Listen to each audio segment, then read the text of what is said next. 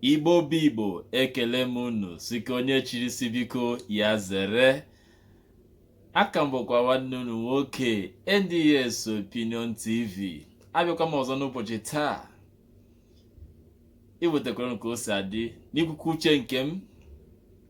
Ya mere ana m atụ anya na gị onwe gị onye ihe onyonyo a ga-erute ka itinye uche nke gị na ebe a na-etinye uche na yawa ihe onyonyo ya na comment box. Ihe m ji ebe n'ụbọchị taa gbasata asụsụ Igbo. Enwere mgbe m mere ihe onyonyo na-ekwu maka asụsụ Igbo. N'eziokwu etoghị m n'ala Igbo. Afọ 10 zuru ezu ka m nụrụ na mba ugwu Hausa tupu m alọta ala Igbo. Mana o meghị m mechefuo asụsụ Igbo. Ana m echeta kpọmkwem na mgbe niile nna m na nne m dị ndụ, o nwebe mgbe ha ejiri asụsụ Igbo wee kwuoro anyị okwu n'ụlọ. N'ọgba asụsụ be anyị, asụsụ ala mba nnọọ, ụmụ ọdụ mmụọ ka eji wee kụziere anyị ha na-eji agwa ya okwu. Na anyị mụtara oge anyị mụtara n'asụsụ bekee taa bụ ihe anyị mụtara n'ụlọ akwụkwọ nakwa na ngwakọrịta ụgwa nke anyị na ndị mmadụ nọkọrọ, na ọ bụ ihe nke agụta n'akwụkwọ. Okwu nji bịa taa ọ dị nwa nkenke. Enwe nwanne anyị nwoke na-eme ihe ejije maọbụ ihe ntọọchị bụ Apama. Ọ na-eji olu Igbo na-eme ihe ntọọchị ya maọbụ ihe ejije ya maọbụ kọmedi. Ọ na-eji olu Igbo na-eme ya. Mgbe ụfọdụkwa etinyetụ olu bekee ebe olu bekee batara. Nke a kwere nghọta. Mana ihe m ji wee bịawa n'ụbọchị taa iji ya nwa amadi wee kwuo okwu bụ nwa ya nwaanyị. Ọ dịka adị ya bụ Zimihe ka ọ gịnị bụ aha ya. Esule m ọtụtụ oge ọ na-agwa ya nwata, ọ na-eji olu bekee na-adị agwa ya okwu. Adị ya nwata olu bekee ka ọ na-asụ.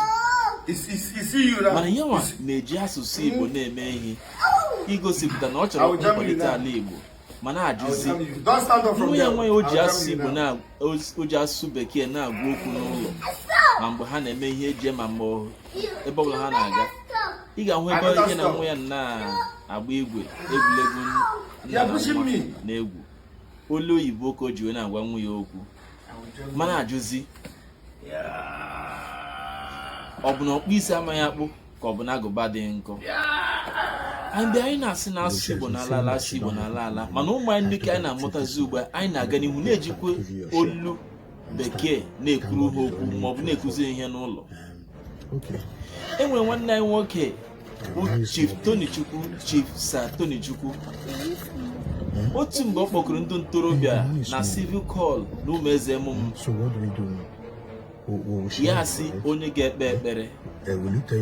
Nwata bulitere ikpe ekpere ji olu bekee asị ya mba, na ọ bụrụ na ọ gaghị eji olu Igbo kpee ya wee ekpere, ya agaghị atụpụrụ ha ọnụ, ya ga-esikwa na ya wee ekpere. Tutu enwekwa onye ji olu Igbo wee kpee ya wee ekpere. Nke a bụrụ ihe enwe otu ihe onyonyo. O nwere nwanne ya nwoke na mba ofesi. Nwa amadi a ọ na-atụ m ụtọ.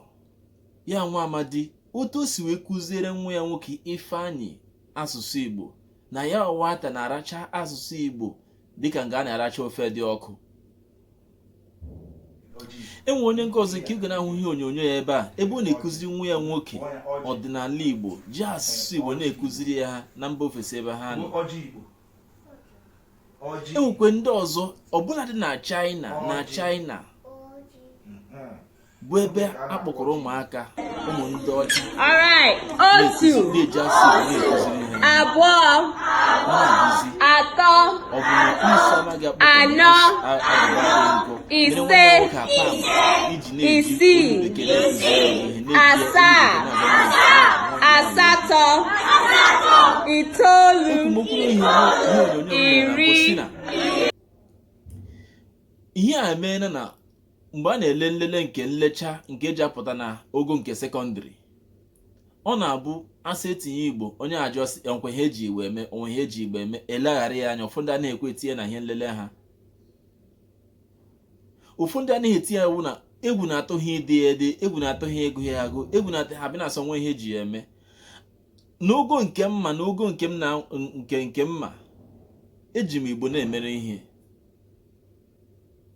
na-akwadokwa ka hụ na ewulitere asụsụ Igbo elu. Enyere m ya dịka iwu nye nwaanyị m, asụkwala ụmụ m olu bekee n'ụlọ. Ọwụ na ha agaghị amụta olu bekee n'ụlọ akwụkwọ na mgbe ha na ndị enyi ha nọkọrọ ha sụwa Igbo.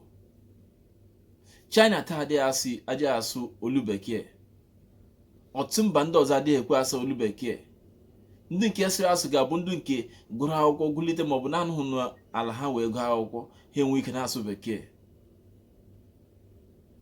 Isiokwu m n'ụbọchị taa wee bụrụ bikonu ka anyị kwenye onwe ya aka. Anyị na-asị anyị na-adọ nwere onwe, anyị na-achọ nwere onwe nke onwe anyị, ịnụrụ onwe anyị. Ọ bụ olu bekee ka anyị ga-eji wee nụrụ? Ọ bụ olu bekee ka anyị ga-eji wee hiwe isi? Ọ dịrị ndị a na-amụta nwa ha nụ na-eji olu bekee na-ekụziri ha. Nwere m ebe onye ụkọchukwu nyere ụmụ ya iwu, onye ọbụla sụrụ asụsụ Igbo n'ụlọ a ya nata ezigbote ọpịpịa ha dị mma na ọ na-ejiri olu oyibo. Mgbe ụfọdụ na olu oyibo abụrụzie ọ dịghị nke ị ga-anụ nwata lọtara ụlọ ekeresimesi. Ya sị mommy, look at Junior, small thing in for fall, oh. Small thing in for fall. In for fall. Eh? Only because I just say, are you from Imo State? Yes, now my mama tell me say I be from Imo State too. Ya to blood no matter who state goes in, no nne na nne ya say I be from Imo State. Or I be Imo State. Bikono, ka anyị na-asụsụ ala Igbo ya aka, udo dịrị unu. Coffin Chase and Coffin Tuesday. My, if you know me, I'm not if I only what you do. Mama. Eh?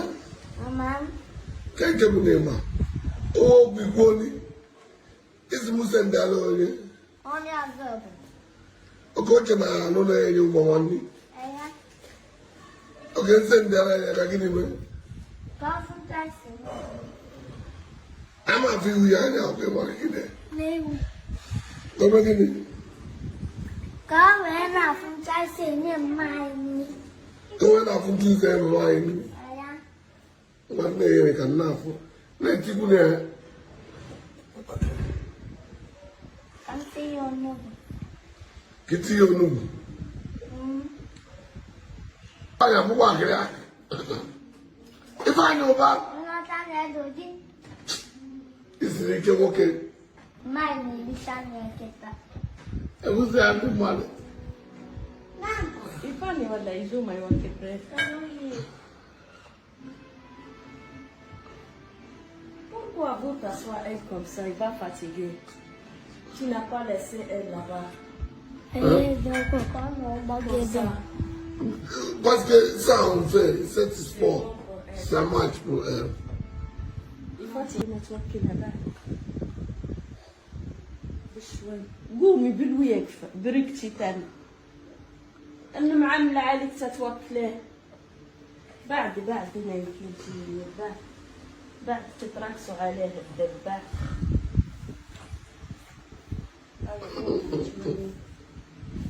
ما شاء الله.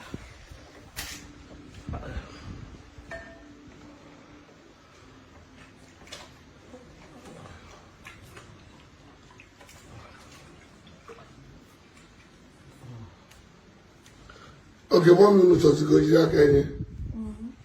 Huh? Ne donnez pas elle vient. Yeah, go cool. What's my name, Diana? Unene Diano. Get my man on any hand. A coalition water bank. I got one of the child of that man. Elle est toute. Mine, I had it.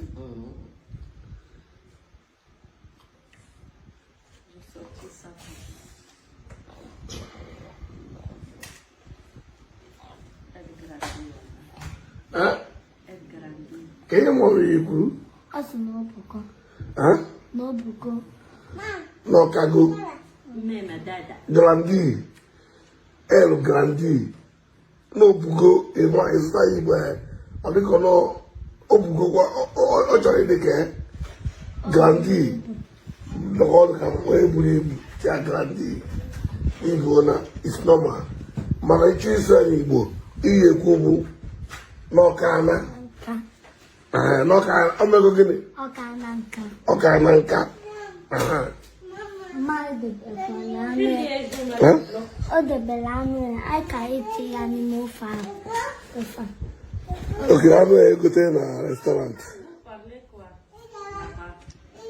No. Je fais pour comprendre. Je fais pour comprendre que il va comprendre français. Il comprend pas. Il comprend très bien. Comment il comprend? Il dit quoi? J'ai demandé lui, toi, tu dis pas, grandi, c'est pas. Il dit moi en Il Igbo. comprend mais arabe. Vraiment, il dit que moi,